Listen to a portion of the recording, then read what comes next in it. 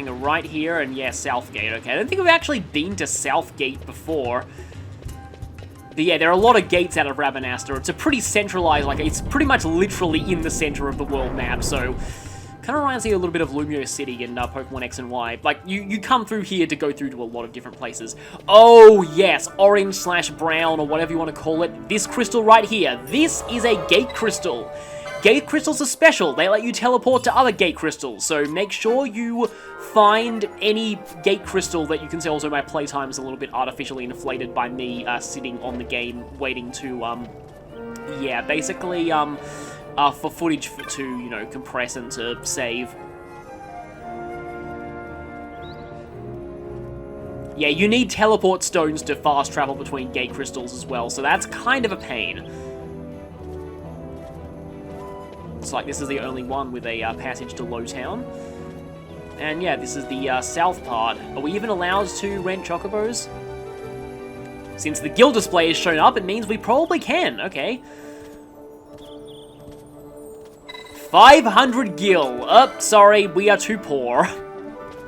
The realistic life of living in the slums, I guess.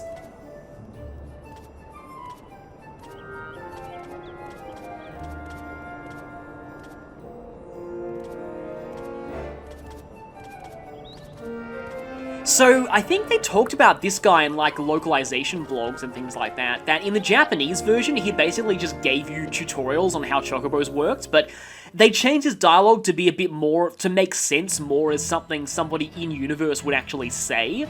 Like, rather than saying, be careful of your Chocobo's sprint gauge, when they run out of stamina, they disappear and you have to go on foot. They're like, oh, yeah, well, I should have, you know, thought more carefully about my Chocobo's stamina, and I should have, you know, not pushed him too hard, otherwise, you know, I was left, But yeah, here we are in the Giza Plains. This place is very, I should have stopped the cartographer first. Hang on a second.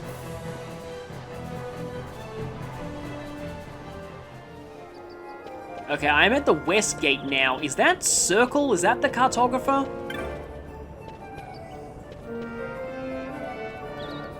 Oh, no, that's the aerodrome. Okay, that's for way later on. Oh, here's the Cartographer's Guild. Okay, yeah, they're in the Southern Plaza. And we can get that. Giza Plains is obviously the cheapest because it's the place that we probably need a map of the most.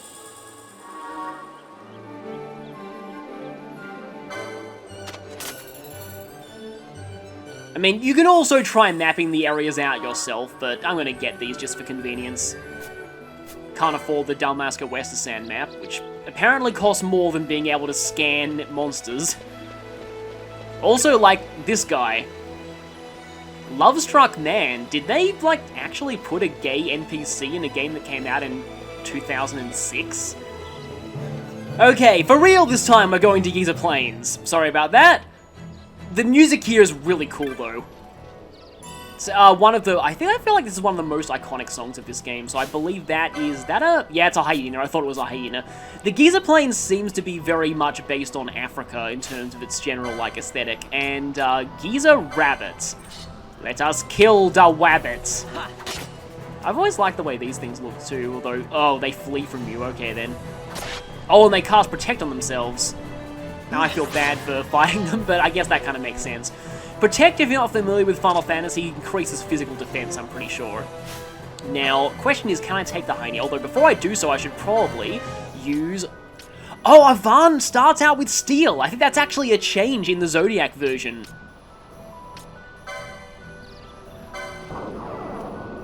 Yeah, once I have Libra active, then when I try and target enemies, yeah, we can see what they're weak to, how much HP they have, and their levels. So yeah, it's unfortunately temporary, but it's definitely useful information to have on your side. Also, water as an element, I find, doesn't show up in a lot of Final Fantasies. I think this is one of the few games that has it. Firestone, not the Pokemon kind, obviously. Getting pretty generous with these chests, too.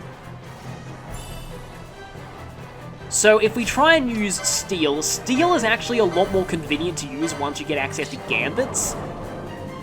But again, we'll talk about Gambits later. Hey, Firestone. So basically you steal like a random item out of their drop table, essentially, and some items have higher steal rates than others. But stealing against certain enemies is kind of funny, and if I ever fight those wolves again, I'm going to try and steal from them, because, again, it's really funny. Okay, so we have, our destination is just right down there, but who takes the straight path? Let's go ahead and try and go through here and see what's around this side. Giza Plains is definitely somewhere we'll be going back to later, and this thing's a bit lower level, so it's a little weaker. So, about these multi-attacks, I was calling them double attacks earlier, but that's actually a bit of a lie. You can actually get, like, all the way up to, like, 8 hits, or even more, I think, and it depends on your weapon and on accessories. Some accessories increase the chances of multi-attacks. You can make them practically guaranteed with certain in-game setups. I see, right there, I got a triple attack. Perfect timing, RNG, with my commentary. But, I know there's an accessory later on called the Genji Gloves, and, I think they increase your rate of multi-attacking, and combine that with something, and, you can get ridiculous rates of multi-attacking. They can become pretty much, guaranteed, and, you can get, 8 hits off every attack. It's kind of crazy. Yeah. Kind of makes sense these things would be weak to water, this being a bit of a dry-looking area. Okay, wait for it, and down... Oh, right, I shouldn't have killed that rabbit. I broke my chain. I do remember that there are some interesting hunts in this area. From, I know there's one for, a particular, a tortoise kind of enemy. I forget if adamantoises are in this game or not. I know if they are, they're not nearly as gigantic as they are in 13, but I feel like they might be. I mean, adamantoises are a pretty common recurring enemy in Final Fantasy. Not sure if Hyenas... Oh, that thing right there. Okay, that's probably bad. Slaven. Oh, no, it's only level 4. Yeah, I remember the Slavens. I was about to call them a Slobos, but I think that's a Xenoblade enemy. I do remember the Slavens, though. There are kind of stronger variants of those later. There's an enemy in Giza Plains that I am especially worried about encountering later on. Thankfully, they will not go after you unless you specifically choose to approach them, but they are quite dangerous. Okay, my HP is weirdly low, and... Okay, yeah, I need to heal. Definitely need to heal. I shouldn't be getting too cocky here. I don't think chests can be trapped now. I definitely know that chests can be trapped later on in the game. There are some, let's just say, oh right, I have to use them from the actual field menu here.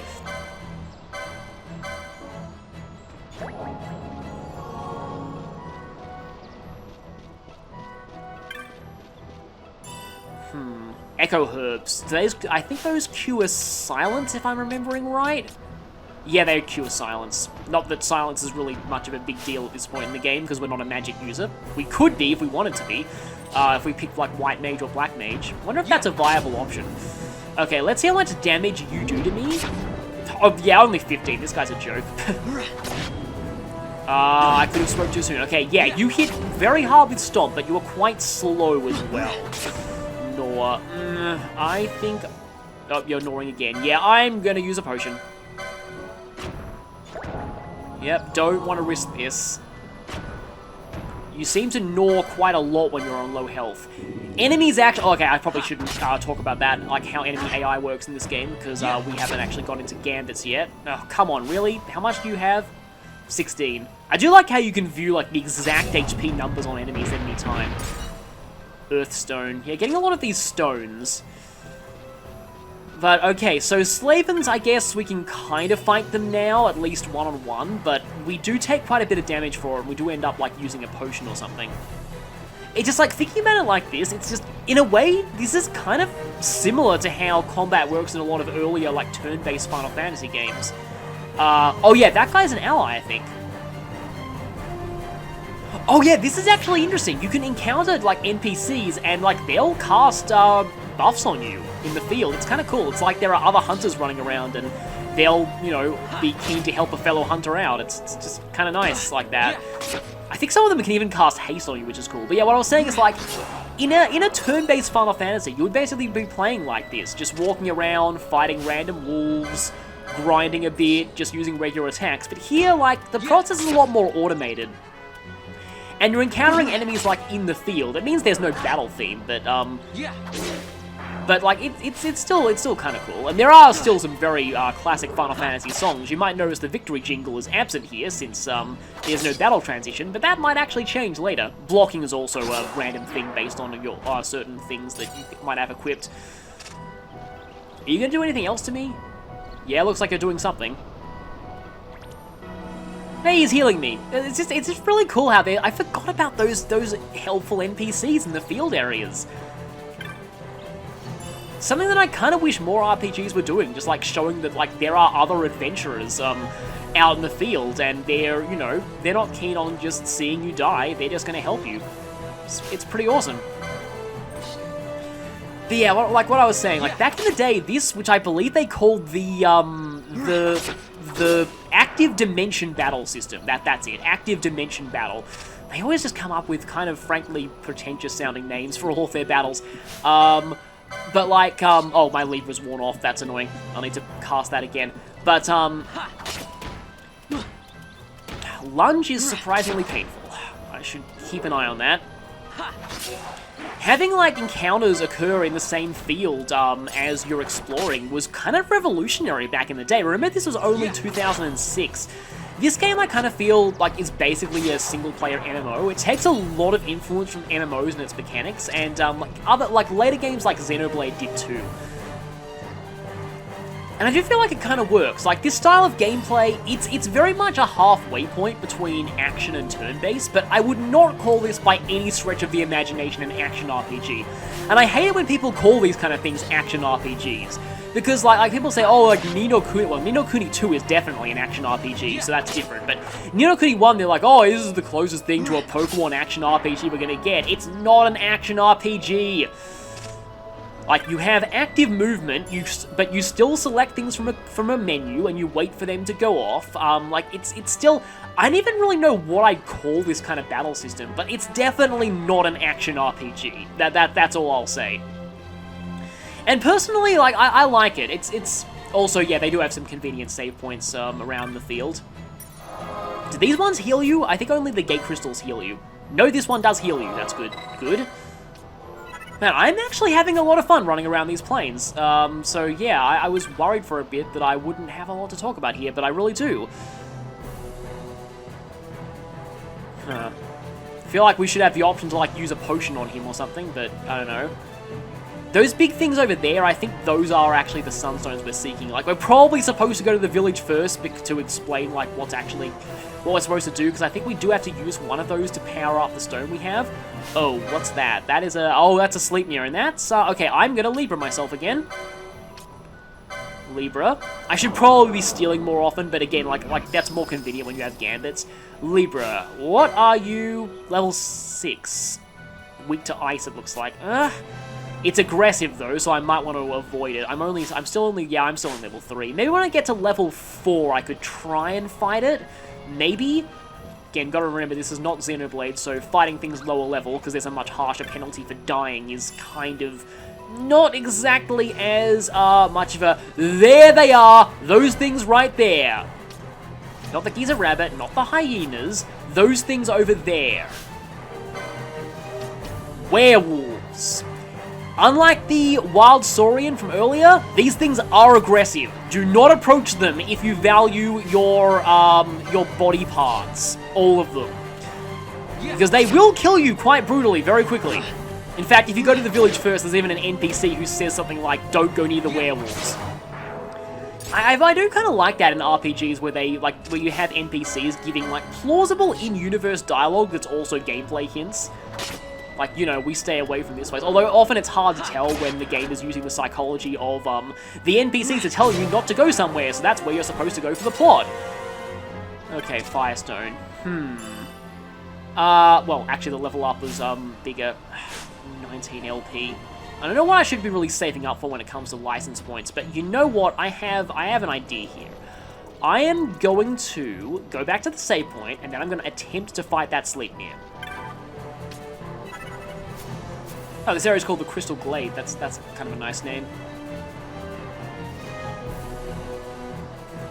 Like, if we check out the full map for this area, there's still a few areas we haven't been through. I think we can actually still, like, go to the the other parts of this map, but like they're more meant for a bit later. Okay, so you at least are not near any werewolves. This could end incredibly badly. I probably should have gone back to that guy and tried to go for like a protect buff, but anyway. Nope. Okay, yeah, I forget exactly like how steel works, but it might be based off of some kind of a... Okay then, I don't know if this is gonna work. I might be able to get through this via heavy amounts of potion spam. Yeah. Uh-oh, double attack. Yeah, gotta be careful of enemy double attacks. It's all about knowing when, you know, you could potentially die, and the fact that I gotta switch my commands back to attack after I use a potion is a little disorienting. Hey, block, nice one. Yeah. Oh, it's health. Wait, why is your health bar gone? For some reason, its health bar kind of disappeared. And down it goes. Okay, a molting. Not really sure what that's supposed to be, but anyway, probably sells for a good amount. And I think that's about enough. Enough dangerous monster fighting for the time being. I think I'll stick to hyenas for the moment. I mean, how much did it even... it didn't even give very much LP. Can we go here now? Question mark. Music change, okay. Oh, the Westersand, okay. The ominous music makes it seem like this is an area that we probably shouldn't be in at this point in the game. Like, yeah, the areas are actually a little bit interconnected, and, yeah, like, you do... I think those things are quite strong. I remember them being quite strong. I think that's, like, something in the Goli family. Yep, that's way too strong. Yeah, we should not be in this area right now. I think this is actually where that wolf hunt that we'd accepted was. So, like, we can go here now, and I'm again, like, being used to a lot of like earlier games, like even I should probably stop talking about Xenoblade in these videos. It just does invite the comparison quite often, but like even Xenoblade doesn't give you that degree of freedom this early. Like, you're stuck in the Colony 9 area until the plot demands you go to Tephra Cave. If you try and go to Tephra Cave early, the guards will stop you, but like here, you can actually go into the Westersand from here if you want. It's just really, really ill-advised because the enemies are really high level. I hate it when enemies survive with that low health. But, yeah, and on the other hand, though, it's nowhere near as kind of, wow, nice one, Vaughn. Yeah, in these games, I often kind of take the role of an external observer and just, you know, I never really see the characters as myself. I see myself more as a kind of guide to them, if that makes any sense. So, you know, I'll praise the characters for doing things like that. Anyway, what I was saying was that, like, it's a lot more merciful than some of the earlier, like, NES RPGs, where there was, like, no indication that you'd been in an area. Are these things the same, like, level 11 as those? No, these ones are only level 3, okay. Yeah, I can fight these. This is why Libra is really good, by the way, except, you know, the red, like, name tag is also a good sign. Oh, these things look interesting in HD. Forget if these are a recurring FF, uh-oh, someone's aggroing onto me. Recurring FF kind of enemy. Okay, that thing is dead and my chain is also dead, but I need to heal right now.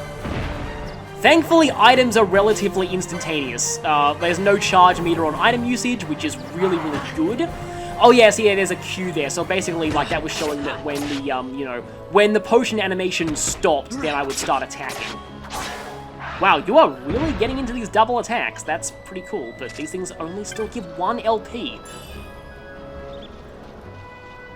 Sorry, I was just... But, like, often in a lot of, like, older RPGs, there was really no indication as to whether or not you'd, like, gone into an area where the encounters would kill you, other than the fact that you get into an encounter and it kills you. I've heard that FF2 was particularly bad in this regard, that you'd be like, oh, I'm just going to walk 4 steps south of the starting point, and then suddenly, like, level 60 random encounters appear and you die. I'm probably exaggerating, but I've heard that it was something kind of like that could happen quite easily.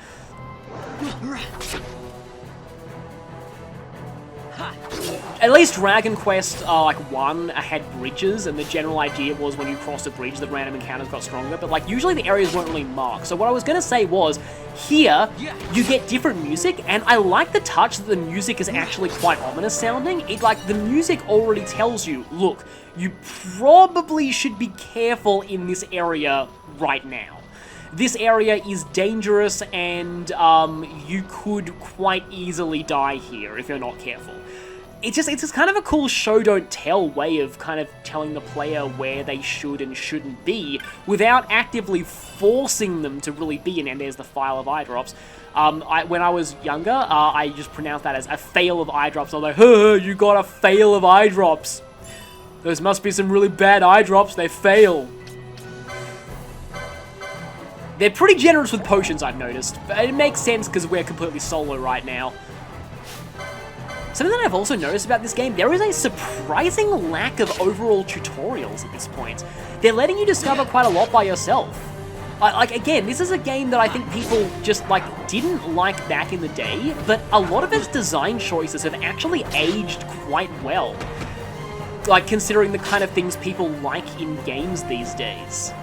Like, it's more open, it's not super abusive with tutorials, it kind of lets you figure things out. Like, they never directly tell you about the chain mechanic, but, like, you can clearly tell how the chain mechanic works.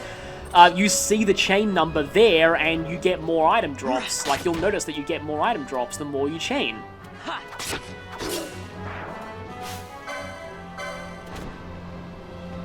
Yeah. Anyway, yeah, I hope I'm not, like, kind of boring with this, but I have a lot to talk about when I'm going around exploring these areas, and I must say, I really like the way Giza Plains looks in this version. It looks even, like, it actually looks very, very smooth on this TV, and, like, I completely forgot the Switch version has worse graphics than the other versions of this game. I think attempting to steal and run is a valid strategy sometimes. Earthstone, and getting out of here now. And that's a dead end. Yes, the first rule of thievery, don't run into a dead end. Varn should have learned that a really long time ago. I think I'm actually out of combat now. Okay, and that's going to lead us on a big loop back to the start. So I can go down to the village now. I just wanted to kind of get a bit of a loop around the area.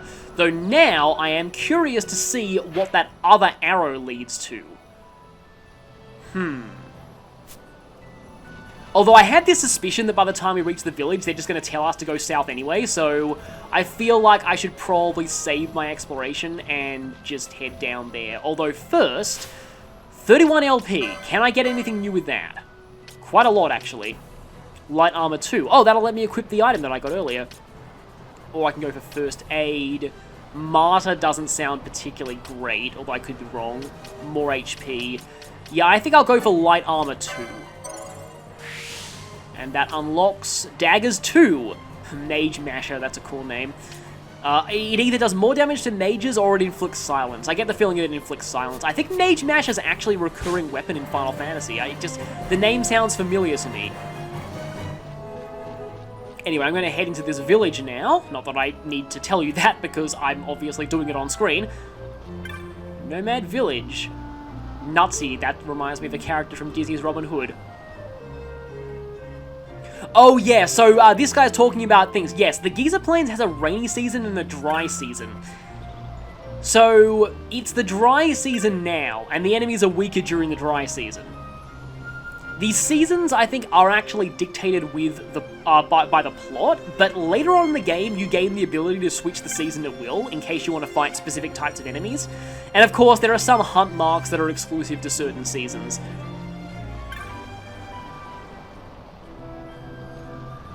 I think there's actually a side quest in this town as well, but I forget when you can do it. It involves those things in the pen over there, in the enclosure.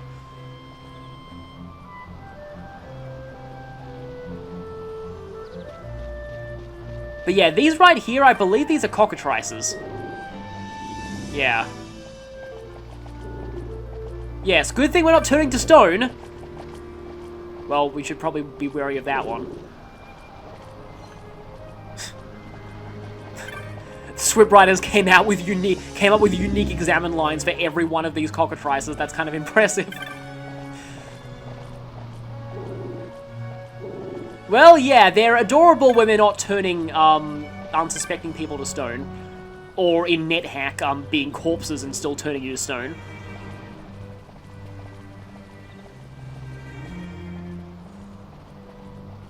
Near the Dark Crystal, okay. Oh, that's the Dark Crystal. Guess while we're here, we should probably save.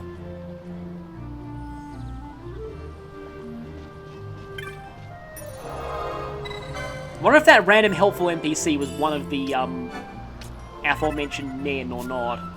These people all seem to be... In fact, it hasn't actually been explained in the story yet, but, they're not called humans in this universe, they're Humes. But they're basically just humans.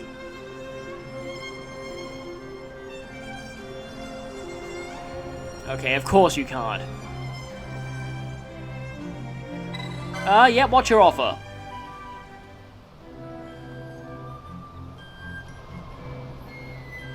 Okay.